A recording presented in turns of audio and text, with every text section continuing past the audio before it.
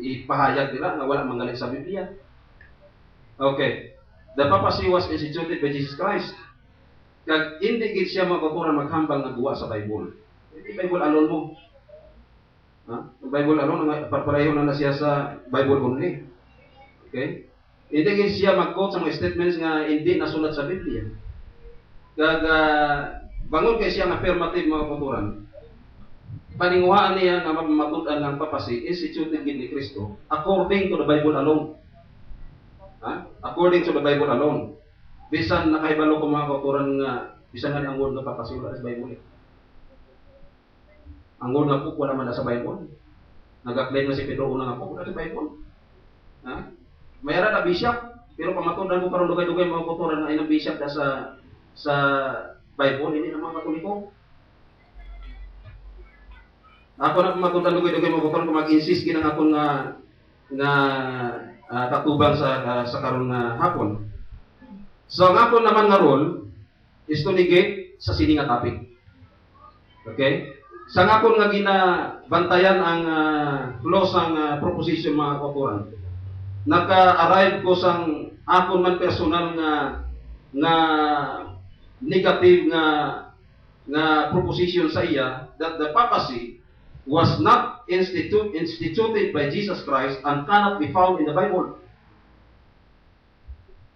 Ito yung iya, the papacy was instituted by Jesus Christ and established by the papacy was instituted by Jesus Christ according to the Bible alone. So ang akong mga kauturan negative sa sini nga proposition that the papacy was not instituted by Jesus Christ and cannot be found in the Bible. So, dumdumon natin mga kauturan ng Christ diri cannot be found in the Bible. Ha? May makita ba na kung wala? Okay? So, I'm so much disappointed mga kauturan sa karon na hapon. Yan paslawan kita ko. Kay nagpirma ako sa sini nga topic sa pagtuo nga may mabasa. Amo nang akong purpose nga nagpirma ako diri mga kauturan ng mga kabyanan. Sa pagtuo nga may substantial evidence si Dr. Intila sa claim about papacy. Nga ara gid sa Bible. Kaya tigipirma niya ako dito the Bible alone. Ang ginapangbasa niya nga teksto wala man da nga nag-mention nga si Peter po. Tagaan kakaliyabi po kanadayon now. Atong ginapangatagan sa una, mga pope naman to, ginapangatagan man to. Dason kung basahon ko nga, hindi lang si Pedro ang gitagaan. Okay. So, tali ko na mga kauturan, may mahatag ako sa inyo sa sining hapon. Pero anong i-share ko sa inyo? Kaya wala nga sa Biblia. Ha? Wala sa Bible mga kauturan. So, ako nga tao mga kauturan is stick ko sa topic, ha? Kaya sorry to tell all of you mga kauturan, nga wala gid ako ma-share sa inyo about papacy, hindi ko nga ni mabasa. Ha? Hindi ko mabasa mga kauturan. Kaya wala ako sing mabasa, ha?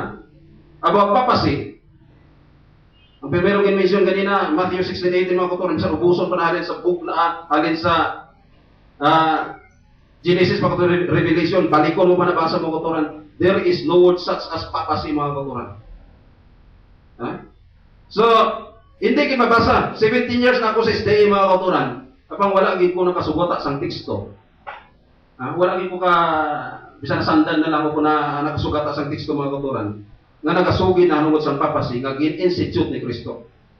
Base after sini nga debate mga kauturan may makita pa ko na papacy was instituted by Jesus Christ.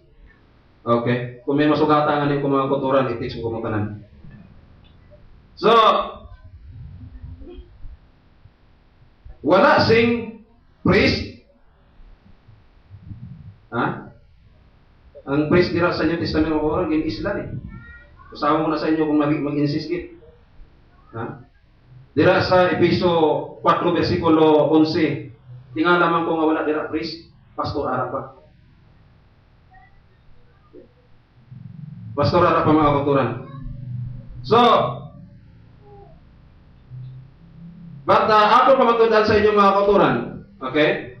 So, sige siling ko kagina, nga sang nag-mention ang New Testament sa mga bishop, hindi na mga Roman Catholics.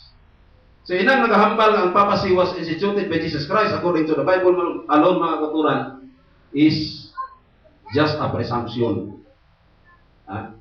Presumption. Okay? At amo na ang word, mga kauturan, nakabalo ako nga matapos na lang ini nga sesyon, mga kauturan, sa karon hapon. Wala gid sing mabasa nga ang Diyos o kung si Kristo, mga kauturan, nag-establish ang papacy.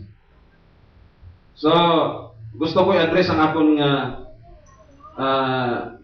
mangkot sa Muslim, moderator ko sa timer. Pila na lang ako na time? 5 minutes. So, Mr. Moderator, hindi ko na lang tapuson ang ako 12 minutes. Kaya nga, sige na ko tindog dire, wala ko sing mabasa. Sayang lang. Ang pinakabakod nga pamatuod ko karon, mga kauturan, ang papacy, wala sa Biblia, kaya wala gid ko mabasa. Okay. So, di ko na lang tapuson, mga kauturan.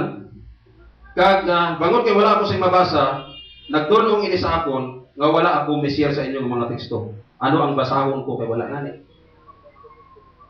Mr. Moderator. Sorry, resting your case. Okay. Now let's go to the 10 minutes interpellation of the affirmative speaker. Mr. Negative Speaker, are you ready? Okay. Okay. Ready. Mr. Negative affirmative Speaker, are you ready? Please be reminded that you are allowed to question at least 1 minute, and you cannot interrupt somebody who is delivering his question and who is delivering his answer within 1 minute. So, may kuha kung yung timer, kung gusto ko ni mabalan para hindi ka magkabong ka doon. Taiman ko ni kada bang start nyo sa question, then start nyo sa question. Okay, ready? Go! Brother Loya, ginsling mo bago lang, noong taton mo lang yung mga space, kay why ka na siya matuod. So, ginaako mo, ay ka matuod, o why ka bato sa ako nga pag matuod kayo na? Ikaw nga wala nga basa nga ikaw ang positive, ako pang negative. So, ginaako mo galing nga why ka sa free ba? Wala ko naman wala free ba? Wala na akong mabasa. Di ba kasi lima wala kasi mabasa? Di wala mabasa, di ba na ikaw sa wala free ba? Hindi ako ang kinahanglan na pabasahon mo, ikaw ang mabasa, hindi ako. Ako gano'n lang isang sa'yo. Nga question ta ka, kung mamatudan mo nga wala magiging, di wala ka magilis yung matudan, that's why ginkato kung imo nga. Ang mga nga, kung taton ko na lang, padayonon ko na lang imo nga pamangko, kaya basi may pamangkot ka sa mga wala ko nabasa. Okay, sige, kinasiguro ko lang. Thank you, Brother Chris, nga wala ka din magilis yung matuod. Ang next question ka mo niyo, nagsiling ka, nga there is no word such as papacy in the Bible. Buot mo ba silingon nga basahon kita ang word nga papacy para ma-prove sa imo, okay? Para mapiho ka sa imong presentation, basahan. Napasahon ka question mo sa imo yan? Ang akong question sa imo, buot mo ba silingon nga basahon gid ang word nga papacy para ma-matudaan gid sakto, okay? Di pamatudan mo mabala according to the Bible alone, di basaha. Wala ang word nga papacy? No. So, wala kang sa sabat. Dagay, Basaha ang word nga papacy, Aryo.